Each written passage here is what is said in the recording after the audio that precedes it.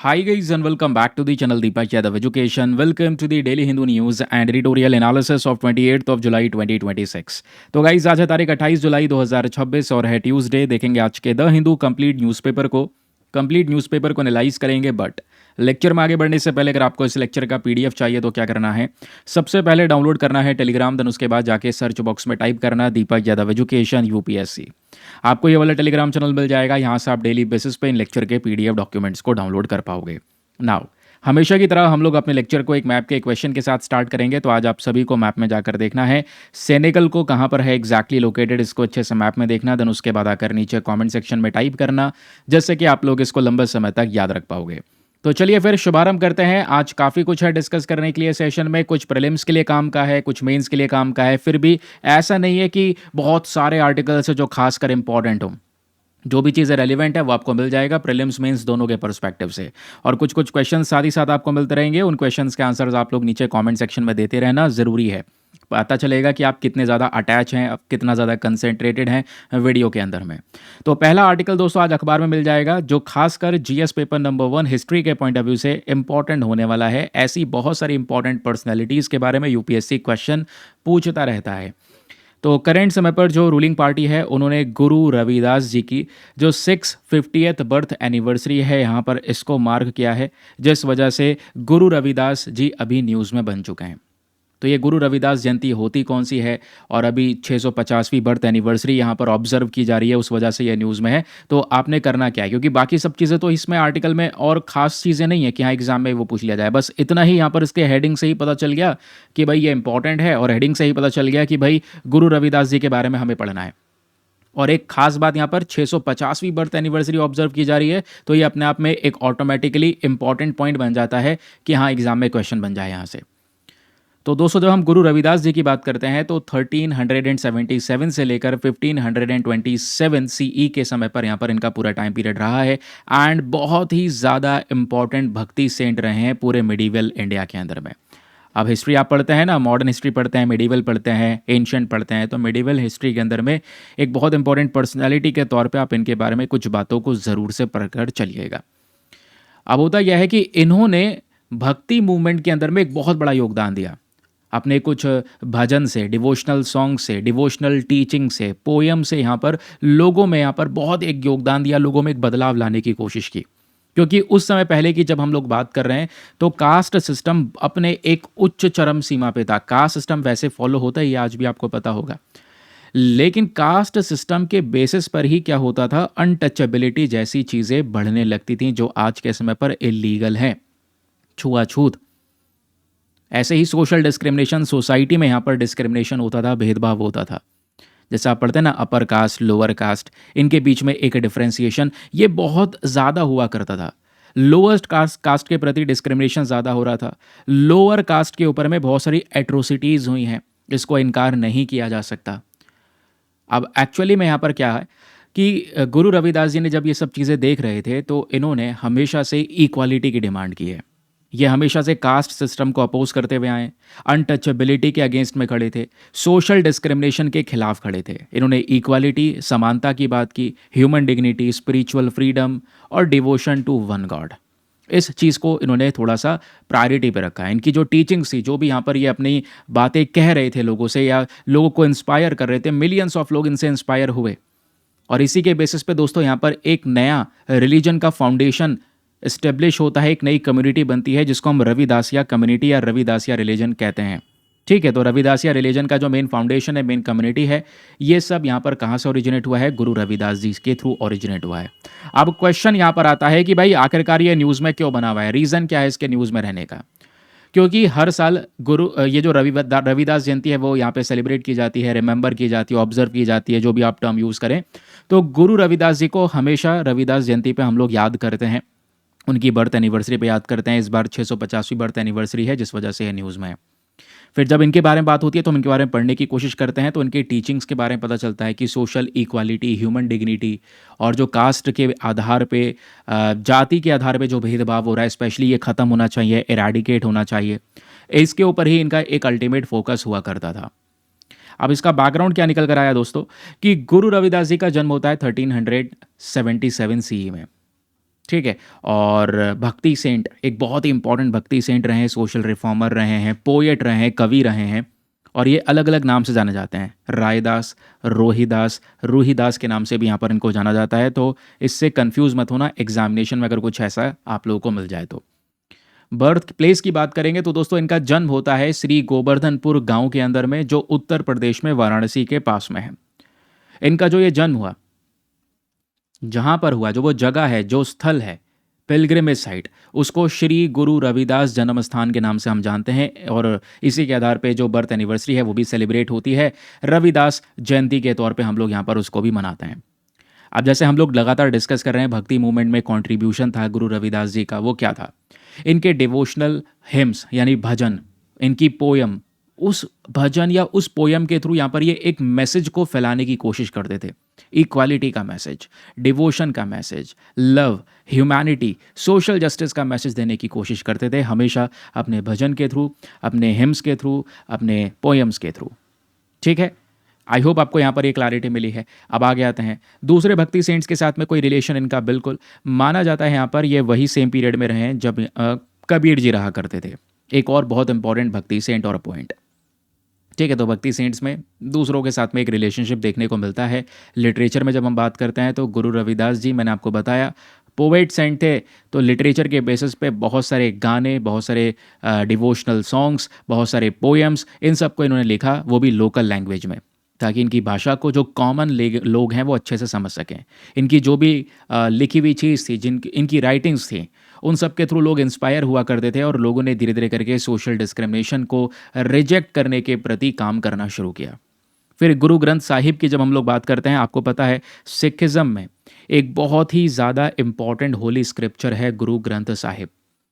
तो गुरु ग्रंथ साहिब में भी 41 डिवोशनल हिम्स ऐसे हैं, शब्द से ऐसे हैं, जो बेसिकली गुरु रविदास जी के थ्रू कंपोज करे गए हैं, जो इसमें शामिल हैं। ठीक है, फिर दोस्तों पंचवाणी की बात आती है, एग्जाम में क्वेश्चन बन सकता है। तो गुरु रविदास जी की जो बहुत सारी कविताएं हैं, बहुत सारी जो पोएम्स हैं, वो पंचवाणी के अंदर में भी शामिल हैं। पंचवाणी की जब बात करते हैं तो हिंदुइज्म में आप देखोगे एक बहुत इंपॉर्टेंट टेक्स्ट के तौर पर देखा जाता है। फिर रविदास जी की फिलॉसफी और टीचिंग्स की बात करेंगे तो हमने फिलॉसफी और टीचिंग्स में काफ़ी सारी चीज़ें ऊपर ही पढ़ ली, जैसे कास्ट सिस्टम को इन्होंने अपोज किया कि भाई जाति के आधार पे कोई भेदभाव नहीं होना चाहिए, हर एक इंसान इक्वल है, बराबर है। ठीक है, सभी इंसान बराबर हैं, कोई व्यक्ति किसी से ऊपर नहीं है कि भाई ये व्यक्ति सुप्रीम है और दूसरा व्यक्ति यहाँ पर नीचा है, ऐसा नहीं हो सकता। हर व्यक्ति को इक्वल रिस्पेक्ट मिलनी बहुत ज़रूरी है। हर व्यक्ति का अपना गौरव है, अपनी गरिमा है, उसकी रिस्पेक्ट करना ज़रूरी है। सेकंड, यहाँ पर ह्यूमन राइट्स और ह्यूमन डिग्निटी की बात आई। गुरु रविदास जी ह्यूमन राइट्स को प्रमोट कर रहे थे, समानताओं, इक्वालिटी रहे लोगों के में, रिस्पेक्ट रहे, सोशल जस्टिस, ह्यूमन डिग्निटीज़ को यहाँ पे प्रमोट किया। फिर इनके नाम से ही रिलेटेड एक बहुत इंपॉर्टेंट यहाँ पर आप देख पाएंगे, एक सिटी का चर्चा होती है, एग्जाम में क्वेश्चन बन सकता है आप लोगों से, बेगमपुरा के बारे में एग्जाम में पूछ सकता है, बेगमपुरा के बारे में। तो बेगमपुरा क्या है? एक आइडियल सोसाइटी। गुरु रविदास जी ने इमेजिन करी है एक आइडियल सोसाइटी, एक ऐसा समाज यहाँ पर वो इमेजिन कर रहे हैं जिसको नाम दिया है बेगमपुरा। और इसका मतलब है क्या? इसका मतलब है सिटी विदाउट सॉरो, एक ऐसा शहर जहाँ पे लोगों के लिए कोई पीड़ा ना हो, लोगों के लिए कोई दुख ना हो। इन्होंने एक ऐसी सोसाइटी इमेजिन करी थी जिसको बेगमपुरा नाम दिया, जहाँ पे लोग सफ़र ना कर रहे हों, लोगों में किसी को लेकर किसी प्रति से डर ना हो, कोई डिस्क्रिमिनेशन, किसी के प्रति कोई भेदभाव ना हो, हर एक व्यक्ति इक्वली, रिस्पेक्टफुली, पीसफुली एक दूसरे की रिस्पेक्ट करते हुए रह रहे हो। तो इनका ये रिप्रेजेंटेशन था एक आइडियल सोसाइटी का, जिसको उन्होंने एक टर्म से डिनोट किया, बेगमपुरा। एग्जाम में पूछ लेगा बताओ बेगमपुरा क्या है, तो इसका मतलब है सिटी विदाउट सॉरो। किसने दिया? रविदास जी के थ्रू यहाँ पर ये जो टर्म है वो दिया गया। बाकी अनटचेबिलिटी के प्रति यहाँ पर इन्होंने बहुत ओपोजिशन दिखाया, वो हमने डिस्कशन किया है ना। फिर मीराबाई जी के बारे में बात होती है, तो गुरु रविदास जी का एक कनेक्शन मीराबाई जी के साथ में कैसे, ज़रा ये सुनिए। मीराबाई इंडिया की ग्रेटेस्ट भक्ति सेंट, तो माना जाता है कि इन्होंने गुरु रविदास जी को अपना स्पिरिचुअल गुरु के थ्रू एक्सेप्ट कर लिया था, कि गुरु रविदास जी इनके एक स्पिरिचुअल गुरु हैं। और यहीं सबसे जब जैसे जैसे ये कह सकते हैं गुरु रविदास जी का जो एक इम्पैक्ट है, लोग इंस्पायर होना शुरू हुए, मिलियंस ऑफ मिलियंस लोग इंस्पायर हुए, और इनकी जो टीचिंग्स थी, इनकी जो कविताएं थी, इनके जो डिवोशनल सॉन्ग्स थे, उसके ज़रिए दोस्तों यहाँ पर एक रिलीजन का फाउंडेशन होता है, जिसको हम बोलते हैं रविदासिया रिलीजन। रविदासिया एक कम्युनिटी करंट समय पर रहती है, उन कम्युनिटी के अपने खुद के बिलीव्स हैं, खुद के विश्वास हैं अलग अलग चीज़ों में। जैसे गुरु रविदास जी को यहाँ पर वो सेंट गुरु अपना गुरु मानते हैं। ठीक है, ऑब्वियस सी बात है, सब कुछ वहीं से शुरू हो रही है ना। वो आप कह सकते हैं कि जैसे कि गुरु रविदास जी की बहुत सारी बातें बहुत पहले की यहाँ पर बताई गई हैं, बहुत सारी पोएट्स वगैरह मैंने आपको बताया, पोएम्स वगैरह बताई गई हैं, और इनके बहुत सारे जो हिम्स हैं वो गुरु ग्रंथ साहिब में भी प्रेजेंट हैं, है ना। तो जो हमारे सिखों में जो फर्स्ट सिख गुरु थे हमारे गुरु नानक देव जी, उन्होंने भी रविदास जी की टीचिंग्स को रिस्पेक्ट किया। बाद में बहुत सारे जो सिख गुरु थे उन्होंने भी उसको स्टडी किया और उन सब टीचिंग्स को रिस्पेक्ट किया। तो ये जो रविदासिया कम्युनिटी है दोस्तों करंट समय पर, ये गुरु रविदास जी के टीचिंग्स पे कम करती है, जो उन्होंने यहाँ पर बताया है उन टीचिंग्स को यहाँ पर ये फॉलो करने की कोशिश करते हैं। ठीक है, अब जैसे कि हम देखते हैं कि हर एक रिलीजन के अंदर में, कम्युनिटी के अंदर में होली स्क्रिप्चर्स होते हैं, उनकी कुछ इंपॉर्टेंट बुक्स होती हैं, है ना। तो रविदासिया रिलीजन में वो कौन सा होली बुक है? तो रविदासिया जो कम्युनिटी है दोस्तों, ये फॉलो करती है अमृत बानी गुरु रविदास। ठीक है, अमृत बानी गुरु रविदास ये एक होली स्क्रिप्चर के तौर पर देखने को मिलता है। इंपॉर्टेंस की बात करेंगे तो गुरु रविदास जी ने एक बहुत बड़ा योगदान दिया, जैसे भक्ति मूवमेंट को मजबूती देना, सोसाइटी में एक समान इक्वालिटी को प्रमोट करना, कास्ट डिस्क्रिमिनेशन को अपोज करना, अनटचेबिलिटी के खिलाफ खड़े होना, ह्यूमन डिग्निटी को प्रमोट करना, भाईचारा बढ़ाना। ये बेसिकली यहाँ पर बहुत बड़ा कंट्रीब्यूशन दिया गया था इनकी तरफ से। आई होप आपको बहुत अच्छी तरीके से सारी क्लैरिटी मिल चुकी है regarding this article and Guru Ravidas ji के बारे में सारी जानकारी मिली। आपको एग्जामिनेशन के लिए पढ़ना है, हिस्ट्री का कंटेक्स्ट है, एंड ये सारे के सारे रिवीजन पॉइंटर्स आपको देखने को मिल जाएंगे, जिसको आप एक सेकेंड, ये सारे रिवीजन पॉइंटर्स देखने को मिल जाएंगे जिसको आप बहुत ईजिली कभी भी कहीं पर भी रिवाइज कर सकते हैं। ठीक है, बाकी आप लोग यहाँ पे याद रखिएगा 29 जुलाई 2026 यानी कि कल की तारीख से, आज 28 जुलाई है, तो कल की तारीख से 20 फरवरी 2027 अगले साल तक हम लोग मार्क करेंगे 650th birth anniversary of Guru Ravidas ji. तो ये डिस्कशन हो गया, और बाकी आप लोग यहाँ पर ये प्रीलिम्स को लेकर कुछ इंपॉर्टेंट प्रैक्टिस क्वेश्चन है, इसको देखिएगा। कुछ नहीं, मतलब एक ही क्वेश्चन है इस आर्टिकल के रिगार्डिंग, और इसका आंसर भी आपके सामने ही प्रेजेंट है, क्योंकि हम लोगों ने इस क्वेश्चन के आंसर को वो बोल्ड कर दिया है। क्वेश्चन यह है, the concept of Begampura associated with Guru Ravidas refers to. ऐसे क्वेश्चन बन सकता है कि बताओ बेगमपुरा का जो कॉन्सेप्ट है ये गुरु रविदास जी से एसोसिएटेड है, ये किस चीज़ को रेफर करता है? तो एक आइडियल सोसाइटी को रेफर करता है जहाँ पर sorrow, fear and discrimination free लोग रह सकें, ये सब चीज़ें वहाँ पर ना हो। ठीक है, चलिए अगला न्यूज़ आर्टिकल आता है, अगेन वेरी वेरी इंपॉर्टेंट। अगले आर्टिकल में डिस्कशन हो रहा है दोस्तों, what is India's policy on urea production, national investment policy for urea 2026। एक पॉलिसी के बारे में हम बात करेंगे, निपू पॉलिसी 2026। कुछ नए बदलाव करे गए हैं, छोटे मोटे बदलाव हैं, बस वही डिस्कशन हुआ है। फिर थोड़ा यूरिया के बारे में बात करेंगे, लेकिन फर्दर इस आर्टिकल पर बढ़ने से पहले एक इंपॉर्टेंट इन्फॉर्मेशन, अगर आप लोग हमारे पेड ग्रुप्स को ज्वाइन करना चाहते हैं, आपके पास में बढ़िया मौका है इसको ज्वाइन करने के लिए। यहाँ पर आपको डेली बेसिस पे करंट नोट्स के पीडीएफ्स वगैरह प्रोवाइड करवाए जाते हैं। फॉर एग्जाम्पल मैं इन्हीं पीडीएफ्स की बात कर रहा हूँ जो आप अपने सामने एग्जैक्टली देख पा रहे होंगे। ये पीडीएफ्स हिंदी इंग्लिश दोनों भाषाओं में प्रोवाइड करवाए जाते हैं आप सभी लोगों को, लेकिन ये सारे के सारे पीडीएफ्स दोस्तों केवल और केवल हमारे पेड ग्रुप में मिलते हैं और कहीं नहीं।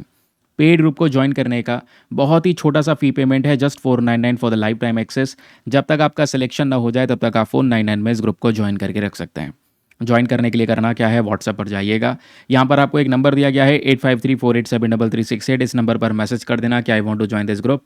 आपको रिप्लाई मिलेगा, पेमेंट का प्रोसेस दिया जाएगा, डेमो वीडियो का लिंक मिलेगा, उसको देख सकते हैं, चेक कर सकते हैं, और अपना आपको कंप्लीटली सेटिस्फाई करने के बाद में जाकर अपना ये इन्वेस्टमेंट कर सकते हैं। ये आपका वन टाइम इन्वेस्टमेंट है, करंट अफेयर्स के लिए आधे से ज़्यादा जो परेशानी आपकी वो ख़त्म हो जाएगी। चलिए अगला जो आर्टिकल है यहाँ पर ये बात करता है इंडिया की पॉलिसी के बारे में, स्पेशली यूरिया प्रोडक्शन को लेकर जो पॉलिसी है। अब ये यूरिया क्या होता है? ये एक प्रकार का फर्टिलाइज़र है, ये आप लोगों को पता है, जो आज हम लोग अपने खेतों में इस्तेमाल करते हैं, स्पेशली क्रॉप्स को प्रोड्यूस करने के लिए। काफ़ी सस्ता फर्टिलाइज़र मिलता है, इसलिए फार्मर्स कई बार इसका ओवर यूज़ करने लगते हैं। ज़्यादा इस्तेमाल करने की वजह से भी हमारे जो फसल है उसको नुकसान होना शुरू हो जाता है। तो यूरिया सस्ता है, ज़्यादा इस्तेमाल होता है, और इस ज़्यादा इस्तेमाल होने के बाद हम लोग करते क्या हैं, इसका यूरिया का प्रोडक्शन आज हमारे भारत देश में भी होता है। लेकिन दोस्तों साथ ही साथ आपको ये भी पता होना चाहिए कि कुछ प्रोडक्शन जो है यूरिया का वो कम पड़ने की वजह से हमें यूरिया इंपोर्ट भी करना पड़ता है थोड़ा सा।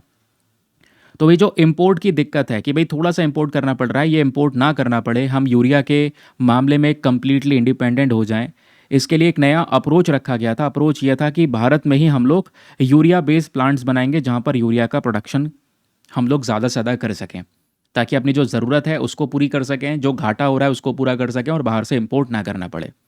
समझे? क्योंकि अभी इस साल क्या हुआ है ना, यूरिया की जो डिमांड है वो काफ़ी बढ़ चुकी है। कहोगे कैसे? हर साल नहीं बढ़ती है, अचानक से कैसे बढ़ गई?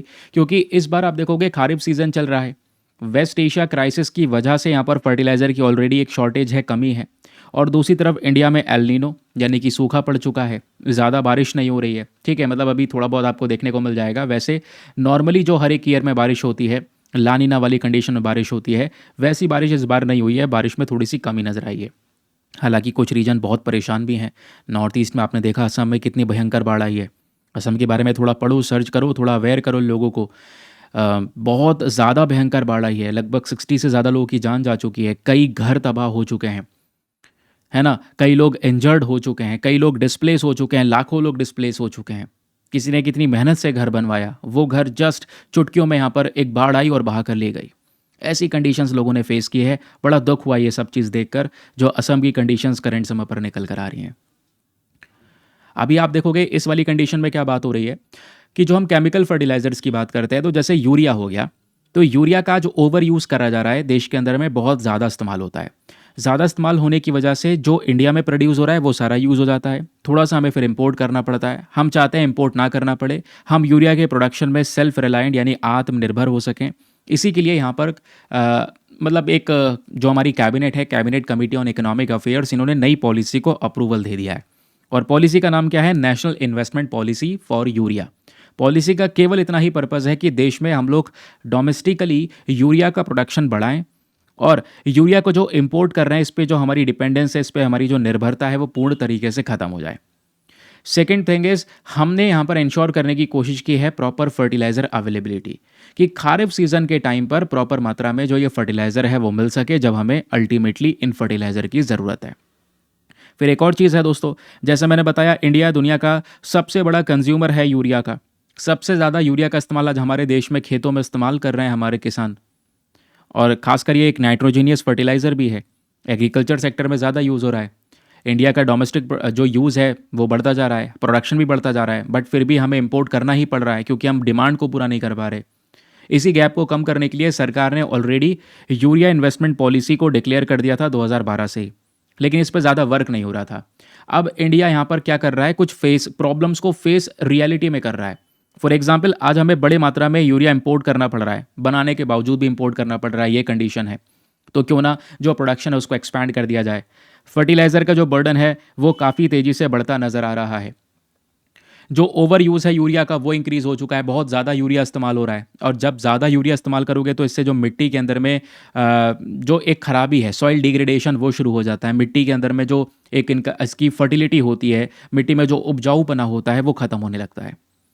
फिर दुनिया भर में से हम लोग ज़्यादा इंपोर्ट कर भी नहीं सकते। कहोगे इंपोर्ट कर रहे थे अभी तक, तो अब क्या कंडीशन है, इंपोर्ट कर लो। भाई वेस्ट एशिया में टेंशन चल रही है, वेस्ट एशिया से ही तो ज़्यादातर फर्टिलाइज़र आ रहा है ना।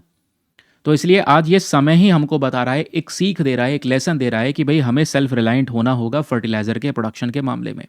इसी वजह से सरकार ने, यानी cabinet committee on economic affairs ने, नई पॉलिसी को अप्रूवल दिया है, विच इज़ नीपू 2026। नीपू का फुल फॉर्म है national investment policy for urea. अब ये पॉलिसी क्या है, लेट्स डिस्कस अबाउट इट, क्योंकि एग्जाम में सीधा सीधा ऐसी पॉलिसीज़, गवर्नमेंट स्कीम्स को लेकर क्वेश्चन बनते रहते हैं। National investment policy for urea 2026 एक सरकारी ऐसी पॉलिसी है जिसको केवल ऐसी चीज़ों को ध्यान में रखकर बनाया गया है जिससे हम लोग अपने देश में यूरिया को लेकर आत्मनिर्भर बन सकें। जैसे सबसे पहली चीज़, हमें यूरिया का प्रोडक्शन अपने देश में करना होगा और इसके लिए यूरिया बेस्ड प्लांट्स बनाने होंगे जहाँ पे यूरिया का बनाया जाएगा, प्रोडक्शन किया जाएगा। अब प्लांट्स बनाने के लिए इन्वेस्टमेंट चाहिए, तो इन्वेस्टमेंट को प्रमोट करने का काम इस पॉलिसी का है कि भाई आपको इतना रिटर्न मिलेगा। कितना रिटर्न मिलेगा अनाउंस करा भी है इसमें इन्होंने, ठीक है, ये रहा कि रिटर्न ऑन इक्विटी, आप अगर इन्वेस्टमेंट करोगे तो 12% से लेकर 16%, 12% से लेकर 16% तक आपको रिटर्न मिलेगा, ताकि इन्वेस्टमेंट बढ़ाया जा सके। जितना इन्वेस्टमेंट आएगा प्लांट जल्दी जल्दी लगेंगे, उतना ज़्यादा यूरिया का प्रोडक्शन बढ़ेगा, लोगों को रिटर्न भी मिलेगा, अपना काम भी बढ़िया हो जाएगा, यूरिया भी प्रोड्यूस हो जाएगा, प्लांट भी लग जाएगा, रिटर्न भी मिल रहा होगा और दूसरी बात, हमें इम्पोर्ट भी नहीं करना पड़ रहा होगा। ये है 2026 पॉलिसी का एक अल्टीमेट पर्पस। इसमें क्या चेंजेस हुए हैं, वही जैसे मैंने आपको बताया, रिटर्न देने की बात की गई है और थोड़ा बहुत एक्स्ट्रा सपोर्ट, कुछ मतलब प्लांट्स के अंदर में फिक्स कॉस्ट लगेंगी जो एक वन टाइम इन्वेस्टमेंट होता है, कुछ वेरिएबल कॉस्ट हैं जो according to the situation change करते रहेंगे। अब इंडिया की यूरिया पॉलिसी का इवोल्यूशन एग्जैक्टली कैसे होता है, 2012 में अगर आप लोग देखोगे तो पहली पॉलिसी लेकर आई जाती है। इवन 2012 से भी पहले जाओगे तो 1985 में एक फर्टिलाइजर कंट्रोल ऑर्डर वगैरह हुआ करता था। फिलहाल अभी 2012 में सरकार पहली पॉलिसी लेकर आती है, इन्वेस्टमेंट पॉलिसी फॉर यूरिया। फिर 2013 में बहुत सारे इंप्रूवमेंट्स कर दिए गए थे।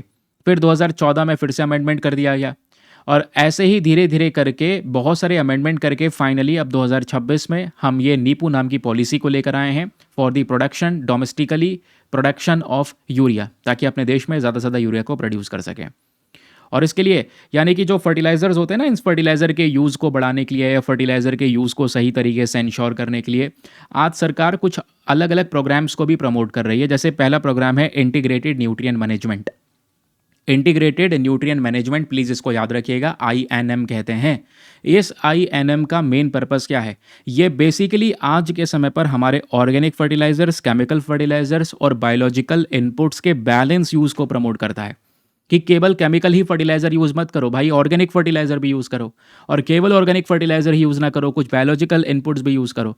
यानी सबका बैलेंस तरीके से इस्तेमाल करना ज़रूरी है। ये क्या मतलब कि हम ऑर्गेनिक फर्टिलाइजर इस्तेमाल ना करके भरपूर मात्रा में यूरिया का ही केवल और केवल इस्तेमाल कर रहे हैं बिकॉज कि वो सस्ता है, चीपर, एक ऑल्टरनेटिव हमारे पास में है, तो हम इसलिए केवल यूरिया यूज़ करें, नहीं होना चाहिए। तो इसके लिए इंटीग्रेटेड, नाम से समझ में आ रहा है, इंटीग्रेटेड न्यूट्रिएंट मैनेजमेंट। इसका पर्पस ही इतना है कि भाई हम ऑर्गेनिक, केमिकल और बायोलॉजिकल इनपुट्स का बैलेंस तरीके से यूज़ कर सकें। इससे क्रॉप को अच्छा पोषण भी मिल पाएगा, कोई ज़्यादा मात्रा में जो केमिकल फर्टिलाइज़र है वो भी नहीं होगा, लॉन्ग टर्म मिट्टी का उपजाऊपना मेंटेन कर सकेंगे, और जो हमारा एनवायरमेंटली भी ये सस्टेनेबल होगा, एनवायरमेंट को भी ज़्यादा नुकसान नहीं पहुँचाएगा। और इसी के लिए सरकार ने फिर नैनो यूरिया को भी प्रमोट किया है, याद रखिएगा। नैनो यूरिया भी आज जो फार्मर्स हैं वो एक्सेप्ट कर रहे हैं, यूरिया की एक अलग प्रकार की फॉर्म।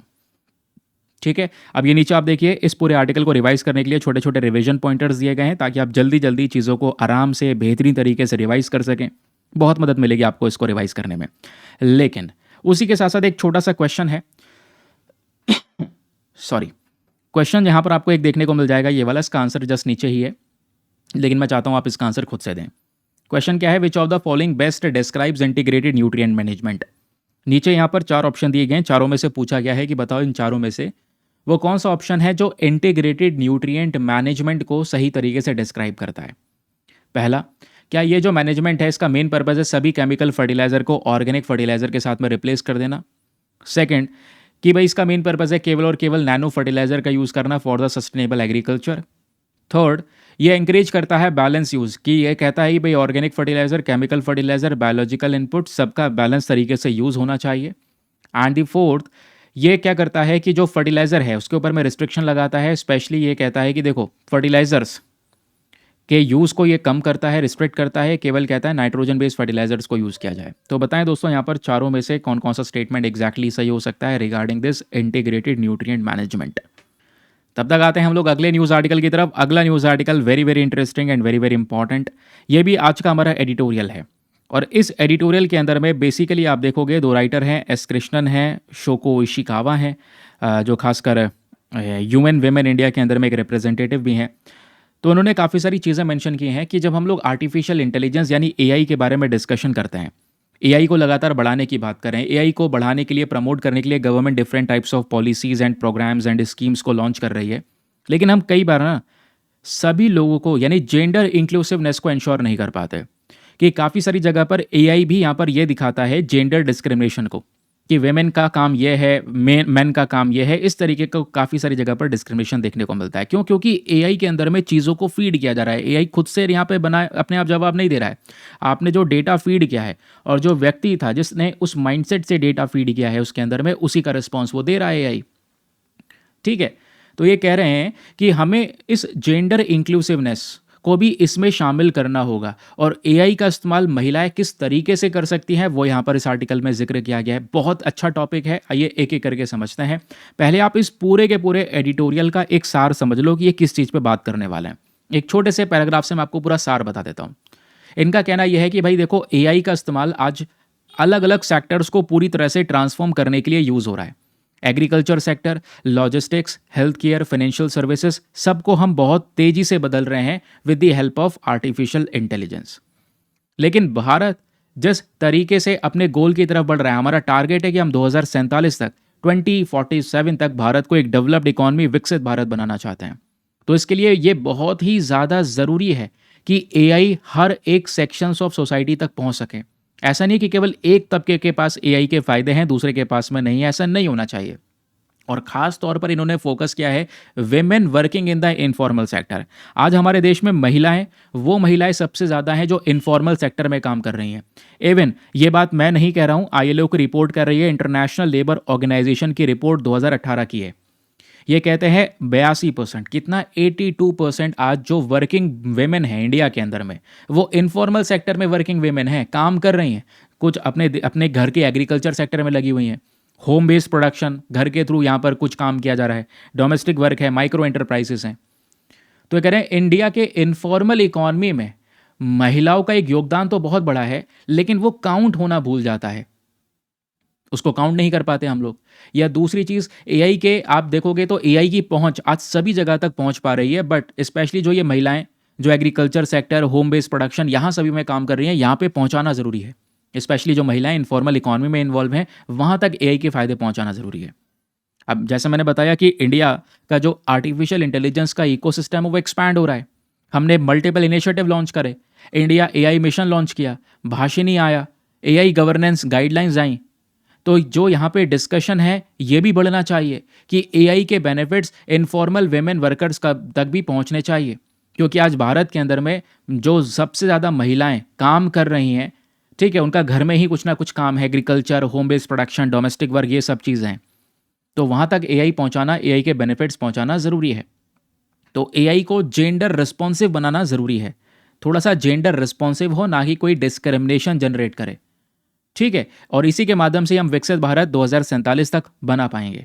अब इसके पीछे का एक बैकग्राउंड है। बैकग्राउंड यह है कि भाई एआई बहुत तेज़ी से बदल रहा है, समय अनुसार इसमें बदलाव हो रहे हैं।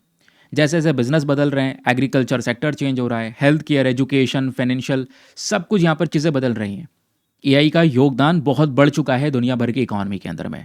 लेकिन ये एआई डिपेंड किस पे करता है? डिपेंड उस पे करता है किसने उसको डिज़ाइन किया है, किस व्यक्ति ने वो एआई प्लेटफॉर्म बनाया है। दूसरा, वो जो डेटा है कि मतलब किस किस का डेटा वो एआई इस्तेमाल कर रहा है ट्रेनिंग करने के लिए, एआई को ट्रेन करा जाता है ना। फिर थर्ड चीज़ यहाँ पर कौन सी लैंग्वेज एआई सपोर्ट कर रहा है। फिर फोर्थ चीज़ आती है यहाँ पर कि भाई किस किस के पास में एआई टेक्नोलॉजी का एक्सेस है। तो आप कितना भी एआई बना लो, कितने भी बड़े प्लेटफॉर्म बना लो, इन चारों चीज़ों पे एक स्पेशल फोकस करने की ज़रूरत है। अगर आप एआई को इंक्लूसिवली डिज़ाइन नहीं कर रहे हो कि हर एक व्यक्ति यहाँ पर इसका यूज़ कर सके, हर एक व्यक्ति के पास में इसका एक्सेस पहुँच सके, तो सोसाइटी के अंदर में जो इनफॉर्मल वर्कर्स हैं, स्पेशली इनफॉर्मल वर्कर में जो महिलाओं का योगदान है, वो काफ़ी हद तक पीछे रह जाएंगे। तो मेन कंसर्न, मेन इशू यही है कि हमें पता है कि एआई एक इंसान की प्रोडक्टिविटी को, इकोनॉमिक ग्रोथ को बहुत तेज़ी से प्रमोट कर सकता है, बढ़ा सकता है। लेकिन ये बेनिफिट्स आज इनफॉर्मल वेमेन वर्कर्स तक नहीं जा रहे हैं, उसको बढ़ाना होगा। ये डिजिटल बेनिफिट्स उनको भी देने होंगे। और इनफॉर्मल वर्कर्स के बारे में मैंने आपको ऑलरेडी बता दिया कि आईएलओ की रिपोर्ट इनके बारे में क्या कहती है। अब ये कहते हैं इंडिया का एआई गाइडेंस प्रोग्राम आता है 2025 में। इंडिया ने पूरी गाइडलाइंस, पूरे सारे के सारे जो नियम है उसको रिलीज़ कर दिया नवंबर 2025 में। और ये जो गाइडलाइन थी, इसमें 7 अलग अलग सिद्धांत थे, प्रिंसिपल्स थे। इसमें एक सिद्धांत एआई का जो आया था भारत का, ये बहुत खूबसूरत है, वो है फेयरनेस एंड इक्विटी। ये आर्टिकल जोर देता है कि इस सिद्धांत के ऊपर में कि भाई ये इस वाला सिद्धांत इंप्लीमेंट होना चाहिए, लागू होना चाहिए, जो बेसिकली जेंडर रिस्पॉन्सिवनेस को दर्शाता है कि भाई एआई किसी एक पर्टिकुलर सेक्शन या एक पर्टिकुलर जेंडर के लिए नहीं है, एआई सभी लोगों के लिए यहाँ पर यूज़ होना चाहिए। फिर UN women, United nation women की साइड से यहाँ पर एक कंसर्न आता है। इनकी रिपोर्ट आती है, इस रिपोर्ट में ये कहते हैं कि जो आर्टिफिशियल इंटेलिजेंस है ऑलरेडी लाखों करोड़ों लोगों की ज़िंदगी बदल रहा है, लेकिन कई बार महिलाओं को फेयर तरीके से रिप्रेजेंट करने में एआई फेल हो गया है। जैसे एआई को हम इस तरीके से ट्रेन नहीं कर पाते कि हाँ वो दिखाए सबको बराबर। कई बार ये देखने को मिला है कि एआई जेंडर स्टीरियोटाइप को बढ़ाता हुआ आया है और बढ़ा सकता है आगे और ज़्यादा। डिस्क्रिमिनेशन बढ़ा सकता है, ऑनलाइन एब्यूज़ बढ़ा सकता है और डिजिटल वायलेंस भी हो सकता है, क्योंकि एआई से क्या क्या हो रहा है आपको पता है। तो एआई सिस्टम में एक जेंडर सेंसिटिव डिज़ाइन की ज़रूरत है, प्रॉपर टेस्टिंग करना और कंटिन्यूसली मॉनिटर करना कि इस आर्टिफिशियल इंटेलिजेंस का मिस यूज़ ना हो, इसको भी इंश्योर करना बहुत ज़रूरी है।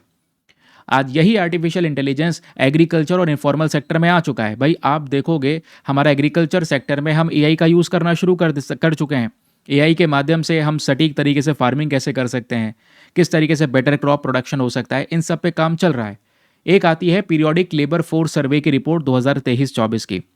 इसमें पता चला 76.9% जो रूरल वेमेन हैं, गांव में रहने वाली महिलाएं हैं, वो अपने एग्रीकल्चर सेक्टर से ही एंगेज हैं। देश अपने घर का ही खेती बाड़ी यहाँ पर वो संभाल रही हैं।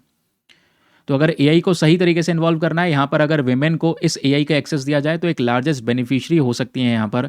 इस एग्रीकल्चर सेक्टर में बड़ा बदलाव और भी हो सकता है। फिर 2024 की स्टडी हुई है फॉर फार्मर डॉट चैट के ऊपर में। तो ये जो स्टडी हुई है, इस स्टडी को मतलब इसमें मेंशन किया गया कि भाई 12 अलग अलग राज्यों में इसको इम्प्लीमेंट किया गया। 61% जो महिलाएं यूज़र्स थी, ठीक है, उनकी क्वालिटी ऑफ लाइफ बढ़ गई है जहाँ पर वो एआई टेक्निक का यूज़ कर रही थी। वेमेन का जो एंगेजमेंट प्लेटफॉर्म्स के साथ में वो बढ़ चुका है। और ये स्टडी ये भी बताती है कि एआई तभी परफॉर्म बढ़िया करता है जब वो लोकल लैंग्वेजेस को भी कंसिडर कर सके। आप केवल इंग्लिश में एआई लेकर आ रहे हैं तो उसका ज़्यादा लोगों को फ़ायदा नहीं होगा। जिनको इंग्लिश आती है केवल उनको फ़ायदा होगा। दुनिया में सभी लोग इंग्लिश नहीं बोलते हैं। आप दुनिया में देखोगे तो एक छोटा सा तबका इंग्लिश बोलता है, भले इंग्लिश इंटरनेशनल लैंग्वेज हो, लोग इस्तेमाल कर रहे हैं, फिर भी बहुत सारी कंट्रीज है जिनकी अपनी खुद की सेपरेट भाषाएं। रशियन इंग्लिश बोलते नहीं, ठीक है, वो रशियन बोल रहे हैं, ठीक है। चाइनीज़ नहीं बोलते, चाइनीज़ अपनी चाइनीज़ मैंडरिन का इस्तेमाल कर रहे हैं। जापान वाले जापानीज़ यूज़ कर रहे हैं, सब अपनी अपनी भाषाओं का यूज़ कर रहे हैं। तो एआई परफॉर्म तब बेटर करेगा जब लोकल लैंग्वेजेस में हम इसको लेकर आएंगे। अब इंडिया के कॉन्टेक्स्ट में देखेंगे तो इंडिया में भी सभी लोग हिंदी नहीं बोलते, कुछ तमिल बोल रहे हैं, कुछ मलयालम बोल रहे हैं, सबकी भाषा अलग अलग है, तो उसको रिस्पेक्ट करना ज़रूरी है। तो स्टडी यही कहता है कि एआई परफॉर्म तब कर सकता है बढ़िया जब लोकल लैंग्वेजेस में प्रेजेंट हो, अलग अलग भाषाओं में प्रेजेंट हो, है ना। जिससे क्या होगा, उसके फायदे हर एक प्रकार की भाषा का इस्तेमाल करने वाली कम्युनिटी को मिल सकेगा। फिर उसके बाद आती है गवर्नेंस प्रायोरिटीज़। इसमें पहली चीज़ आती है जेंडर इम्पैक्ट असेसमेंट। सरकार की प्रायोरिटी क्या होनी चाहिए? आर्टिकल ने रिकमेंडेशन दिया है। अभी तक तो ये सिचुएशन डिस्कस कर रहे थे, भाई ऐसा ऐसा हो सकता है। अब ये रिकमेंडेशन देते हैं। रिकमेंडेशन में ये कहते हैं कि हमें जेंडर इम्पैक्ट सर्वे करना होगा एआई सिस्टम के लिए, कि एआई सिस्टम कैसे रोजगार को अफेक्ट कर रहा है, वेलफेयर स्कीम्स पे असर डाल रहा है, क्रेडिट, इकोनॉमिक अपॉर्चुनिटीज़ और महिलाओं की सेफ्टी पे कैसे असर डाल रहा है। इसका सर्वे करना ज़रूरी है।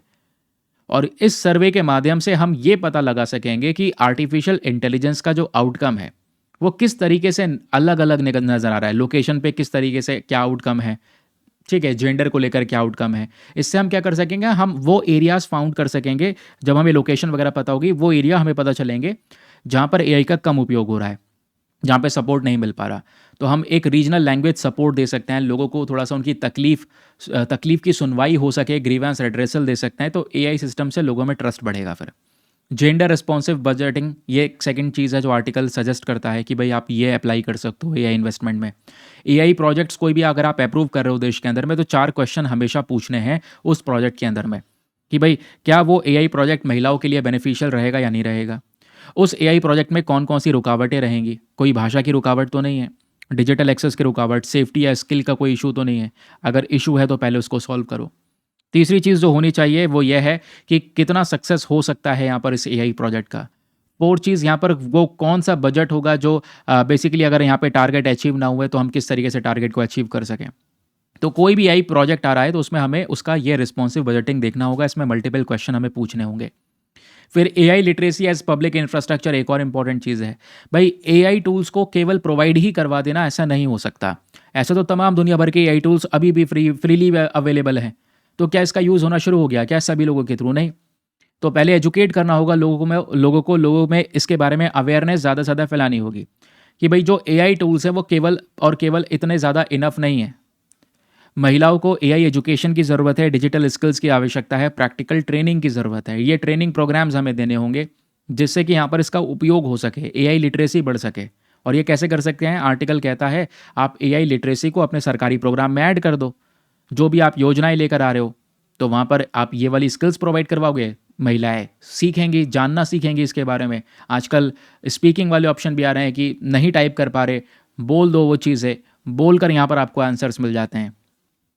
तो दीनदयाल अंत्योदय योजना, नेशनल रूरल लाइवलीहुड मिशन, इसमें आप एआई लिटरेसी प्रोग्राम को शामिल कर सकते हैं। फिर दीनदयाल उपाध्याय ग्रामीण कौशल्य योजना हो गया, स्किल इंडिया हो गया, मिशन शक्ति साखी नेटवर्क हो गया। तो एआई को हम बड़े लेवल पर सक्सेस ऐसे ही कर सकते हैं।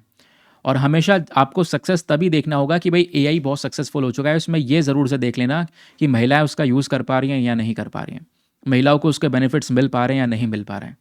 फिर बात आती है डिजिटल सेफ्टी की। अब ऐसा भी नहीं है कि भाई सब कुछ बिल्कुल खुला छूटा यहाँ पर दे दिया जाए, क्योंकि कोई चीज़ अगर है तो उसके दो, एक सिक्के के दो पहलू आपने पढ़ा है, ये सुनता रहते हैं आप। अगर एआई के फ़ायदे हैं तो उसके नुकसान भी बहुत सारे हैं। आप आज के जनरेशन में देखते हैं कि किस तरीके से एआई का इस्तेमाल करके लोगों की डीप फेक बनाई जाती है, नकली फ़ोटो बनाई जाती है, ऑनलाइन हैरेस करने के लिए नॉन कंसेंशुअल इमेजेस यहाँ पर जनरेट कर ली जाती हैं। तो इससे एक वॉयलेंस भी देखने को मिलता है। ये चीज़ें महिलाओं को कई बार डरा देती हैं कि हम डिजिटल प्लेटफॉर्म में पार्टिसिपेट नहीं करेंगे। तो इसके लिए यहाँ पे कुछ सख्त रूल्स एंड रेगुलेशन लेकर आने की ज़रूरत है, जिससे महिलाओं में ये डर खत्म हो जाए कि अगर कोई ऐसी फॉर्ज्ड इमेज जनरेट करता है, कोई ऐसी डीप फेक जनरेट करता है, तो उसके खिलाफ सख्त से सख्त एक्शन होने की ज़रूरत है। तो आर्टिकल में एक नियम के बारे में डिस्कशन किया, जैसे 2021 का ये लॉ है, इंफॉर्मेशन टेक्नोलॉजी अमेंडमेंट रूल्स 2021। इसके अंदर में ये जितने भी नियम आपको देखने को मिल जाएंगे, इसमें एक ग्रीवांस मैकेनिज्म की ज़रूरत है कि भाई जो उतना भी हार्मफुल ऑनलाइन कंटेंट है उसके प्रति लोग कंप्लेंट कर सकें और उस कंप्लेंट की तुरंत सुनवाई हो सके। Ministry of electronics and information technology ने ये प्रपोज किया कि भाई एआई जनरेटेड अगर कोई कंटेंट है तो उस पर एआई का लेबल लगा देना, जिससे भले ही आप एक गलत इमेज जनरेट कर लो, पता चल जाएगा कि हाँ भाई वो एआई जनरेटेड कंटेंट है। तो उस पर लेबल लगाने की ज़रूरत है कि एआई जनरेटेड कंटेंट है। इससे मिस इन्फॉर्मेशन कम होगा, एक यूज़र की प्रोटेक्शन हो सकती है, यूज़र को हम बचा सकते हैं। फिर इसमें नेशनल कमीशन फॉर वुमेन, इसका भी योगदान बढ़ाया जा सकता है कि भाई इन्होंने भी अभी रिसेंटली बहुत सारे जो साइबर लॉज है उसको रिव्यू किया है ना। और इन्होंने भी ऐसे कई सारे केसेस देखे हैं जहाँ पर इस ऑनलाइन केसेस का इस्तेमाल करके या ऑनलाइन प्रोग्राम्स का और एआई प्लेटफॉर्म्स का यूज़ करके कई बार ऐसी डीप फेक वगैरह, एक गलत इमेज वगैरह जनरेट की जाती है। तो इंडिया बहुत तेज़ी से एआई इंफ्रास्ट्रक्चर पे काम कर रहा है। इंडिया एआई मिशन आया, भाषिनी आया, एआई गवर्नेंस गाइडलाइंस, ये सब कुछ आया। इंडिया में एआई इम्पैक्ट समिट भी हुआ था 2026 में, ये आपने देखा होगा। तो इंडिया का एआई इकोसिस्टम धीरे धीरे बढ़ रहा है। इसका इंपॉर्टेंस यह है कि अगर हम इंक्लूसिव एआई लेकर आएंगे, हमें हमेशा ये देखना है महिलाओं को बेनिफिट्स मिल रहे हैं या नहीं मिल रहे हैं, और प्रोटेक्शन भी करनी है। तो अगर ये चीज़ें हो पाती हैं तो इससे वुमेन की productivity, agricultural income, employment opportunities, ये सब बढ़ेगा। महिलाओं का योगदान आपकी इकोनॉमी के प्रति बढ़ जाएगा। जो हमने टारगेट रखा है 2047 तक भारत को विकसित भारत बनाना, ये भी एक अचीवेबल प्रोग्राम हो जाएगा बहुत जल्दी। समझ गए? आई होप आपको एक क्लैरिटी मिल चुकी है। जो भी चीज़ें मैंने आप लोगों को पढ़ाई हैं इस पर्टिकुलर आर्टिकल के अंदर में, उसको आप रिवाइज कर सकते हैं फ्रॉम दीज रिवीजन पॉइंटर्स। सारी की सारी डिटेल्स यहाँ पर मैंने बहुत ही ज़्यादा विस्तार से एक्सप्लेन कर दी हैं। चलिए अगला न्यूज़ आर्टिकल, सॉरी रुक जाओ, पहले अभी जो हमने आर्टिकल डिस्कस किया है अभी ऊपर, इसके प्रति एक छोटा सा क्वेश्चन है। इस क्वेश्चन को आप अटेम्प्ट कर सकते हैं, मेंस का प्रश्न है, सीधा सीधा आप लोगों से क्वेश्चन बन सकता है, हिंदी में भी है, इंग्लिश में भी है, आप अटेम्प्ट कर लेना अपना। क्वेश्चन क्या है? आर्टिफिशियल इंटेलिजेंस के पास में पोटेंशियल है to transform India's informal economy, यानी एआई के पास में पोटेंशियल है भारत की इनफॉर्मल इकॉनमी को वो ट्रांसफॉर्म कर सकता है, बदल सकता है, लेकिन बिना जेंडर रिस्पॉन्सिव गवर्नेंस के। ये इनइक्वालिटीज़ को बढ़ाएगा। अगर यहाँ पर हम जेंडर का ध्यान नहीं रखेंगे तो ये एआई जो है ये असमानताओं को और बढ़ा देगा, महिलाओं को पीछे रखेगा। तो इस स्टेटमेंट को देखते हुए आपने डिस्कस करना है कि हमें कितनी ज़्यादा ज़रूरत है एक इंक्लूसिव एआई गवर्नेंस की, जहाँ पर महिलाओं की भी बात हो। ठीक है, तो इसमें कौन कौन से वो तरीके हो सकते हैं जिससे हम एआई का कंट्रीब्यूशन इतना ज़्यादा बड़े लेवल पर लेकर चले जाएं जिससे विकसित भारत 2047 का सपना हमारा पूरा हो जाए। वो कौन कौन से तरीके हो सकते हैं वो आपने समझाना है। 250 शब्दों का क्वेश्चन है, 15 मार्क्स में आपने अटेम्प्ट करना है। हिंदी में दिया गया, इसको रीड करना, एक अच्छा सा आंसर लिखना। आंसर लिखने के बाद में सबमिट करना है तो आप लोग जा सकते हो टेलीग्राम पर, वहाँ पे जाके सर्च बॉक्स में लिखना Deepak Yadav education mains group. जैसे आप फुल फॉर्म लिखोगे मेरा टेलीग्राम चैनल मिल जाएगा, और उस चैनल के ऊपर में लगभग 75-76,000 लोग जुड़ चुके हैं। आप भी जुड़कर अपने आंसर्स को सबमिट कर सकते हैं। अगला न्यूज़ आर्टिकल बात करता है सेनेगल के बारे में। Again a very very important topic. मैंने आपको, वैसे ये कोई न्यूज़ नहीं है, ये मैप का क्वेश्चन है जो ऊपर मैंने आपको दिया है कि सेनेगल को मैप में जाकर देख लेना। एक्चुअली में ये न्यूज़ में बना हुआ था। कारण क्या है? हाल ही में जो सेनेगल के प्रेसिडेंट है ना, जिनका नाम है बसीराउ फाई, इनको एक नया चेयरमैन बनाया गया है इकोवस के अंदर में। इकोवस क्या है? Economic community of western African states. इकोवस एक ग्रुप है जो खासकर वेस्टर्न कंट्रीज जो हैं अफ्रीका की, उनको मिलाकर ये बनाया गया है ताकि आपस में ये लोग कॉपरेट करके काम कर सकें। तो जब हम इसी इकोवस में देखेंगे तो सेनेगल भी एक कंट्री आता है, और सेनेगल के प्रेसिडेंट को हाल ही में इसका एक नया चेयरमैन के तौर पे इलेक्ट किया गया है, जिस वजह से ये न्यूज़ में है। बाकी अगर आप दोस्त सेनेगल को देखोगे तो वैसे तो इसमें ये इकोवस के ही मेंबर्स हैं, ये पूरा अफ्रीकन कॉन्टिनेंट है। इस अफ्रीकन कॉन्टिनेंट में आप देखोगे ये है वो सेनेगल। सेनेगल का एक बहुत बड़ी बाउंड्री जो है वो अटलांटिक ओशन के साथ में लगती है, यहाँ पर आपको दिख रहा होगा। उसके अलावा सेनेगल के ऊपर नॉर्थ में बाउंड्री लगती है मॉरिशियाना के साथ में, तो मॉरिशियाना यहाँ पर बॉर्डर को शेयर करता है। देन उसके बाद में एक सेकंड कंट्री है माली, देन है गिनिया, देन है गिनिया बसाओ एंड देन गाम्बिया। ये कुछ कंट्रीज़ हैं जो सेनेगल के साथ में बॉर्डर्स को शेयर करती हैं, इसको याद रखिएगा। और सेनेगल ना एक मिनरल रिच कंट्री है, सेनेगल के अंदर में ढेर सारे अलग अलग प्रकार के मिनरल्स पाए जाते हैं। कंट्रीज़ की जो मैं बात कर रहा था, इसको आप देख सकते हैं कि सेनेगल वेस्ट अफ्रीका में प्रेजेंटेड एक कंट्री है, और नॉर्थ में मॉरिशाना है, ईस्ट में माली है, गिनिया और गिनिया बिसाऊ, ये कुछ कंट्रीज़ हैं जो बॉर्डर्स को शेयर करते हैं। एक बॉर्डर यहाँ पर सेनेगल का अटलांटिक ओशन के साथ में भी लगता है, तो ये बात भी आपको एग्जैक्टली पता होनी चाहिए। कैपिटल इसकी यहाँ पर दक्कर हो गया। बाकी बस इतना सही कुछ फैक्ट है जो पता होना चाहिए। तो ये था दोस्तों आज का हमारा डिस्कशन। आई होप आपको क्लैरिटी मिल चुकी होगी, अच्छी तरीके से सब कुछ समझ में आ चुका होगा। कल मिलते हैं फिर से सेशन में, एक धमाकेदार सेशन में। मैं कुछ चीज़ों पे काम कर रहा हूँ, तो बहुत जल्दी यहाँ पर अनाउंस करूँगा उसके बारे में कि वो क्या क्या चीज़ें हैं और किस तरीके से हम अपने सेशंस को और ज़्यादा बेटर कर सकते हैं, उसके बारे में बहुत जल्दी मैं आपको जानकारी दूंगा। चलिए मिलते हैं आप लोगों से नेक्स्ट वीडियो में। आज के लिए bye bye, have a nice day, thank you and जय हिंद।